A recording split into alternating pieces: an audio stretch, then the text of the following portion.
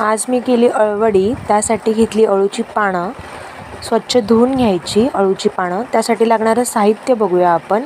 गूळ, हळद, लाल तिखट, धना, खसखस, तीळ पेस्ट, मीठ, चिंचेचा गोळा, जिरं, बडीशेप हे सगळं तयार. त्यानंतर एका टोपात बाउलमध्ये पाणी ठेवून चिंच उकळत ठेवायची, पानं पुसून घ्यायची. त्यानंतर थोडंसं गूळ चिंचेचा ॲड करायचा आणि व्यवस्थित गॅसवरती थोडंसं उकळून घ्यायचं. आता आपल्याला पेस्ट करून घ्यायची आहे. मिक्सरच्या भांड्यामध्ये धना, जिरा, बडीशेप, थोडंसं खसखस टाकून बारीक मिक्सरला पेस्ट करून घ्यायची. ही पेस्ट आपण जर अळवडीमध्ये टाकली ना तर अळवडीला खूप छान स्वाद येतो. तर आपण आता ही पेस्ट एकदम बारीक करून घेऊया. पेस्ट आपण बारीक करून घेतली. त्याच्याबरोबर हे सगळं मिक्स करून घ्यायचं. हळद, लाल तिखट, तीळ, त्यानंतर चिंच आणि गुळाचं जे पाणी केलं होतं त्याच्यामध्ये ॲड केलं. पेस्ट करून घ्यायची, ती चाळून घ्यायची. बारीक जी पूड झालेली असते ती याच्यामध्ये मिक्स करायची. चमच्यानीच मिक्स करायची, व्यवस्थित मिक्स होते. त्याच्यानंतर आपण थोडंसं याच्यामध्ये आपल्याला जेवढं लागेल तेवढं बेसन ॲड करायचं.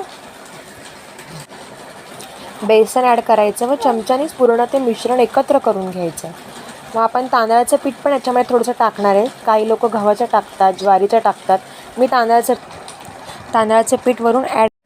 आपलं सारण तयार आहे. त्याच्यावरती तीळ टाकून घ्यायचा. एक मोठं अळवडीचं पान घ्यायचं, त्याचा देठ काढून घ्यायचा. देठ काढून घेतल्यावरती लाटणं फिरून घ्यायचं. लाटणं फिरून घेतल्यावरती आगूळ घ्यायचा. आगूळ लावून घ्यायचा पूर्ण. आगूळ लावल्याने काय होतं, अळवडी खाताना घशाकडे खाज उठत नाही. त्यानंतर सारण घ्यायचं. सारण लावून घ्यायचं. अशी 4 पानं घ्यायची. एक पान सरळ घेतलं तर एक पान उलटं घ्यायचं. एक वरून घ्यायचं ते एक खालच्या साईडने घ्यायचं. त्यामुळे अळवडी एकदम घट्ट बसते, सुटत नाही कट करताना आणि छान कुरकुरीतही लागते.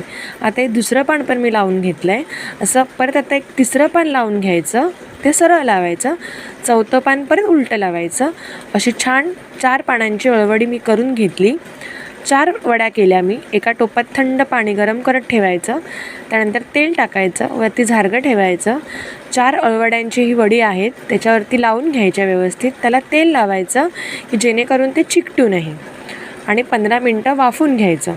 15 मिनटं वाफून छान घेतल्यानंतर अळवडीचा कलर चेंज झाला, थोडासा मरून झाला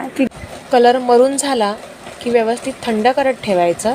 थंड झाली की अळवडी जशी तुम्हाला हवी तशी तुम्ही कट करू शकता. बाउलमध्ये तेल गरम करत ठेवायचं. तुम्हाला जशी हवी तशी कट करायची आणि फ्राय करून घ्यायची. आपली अळवडी तयार आहे. कुरकुरीत, छान, सुंदर.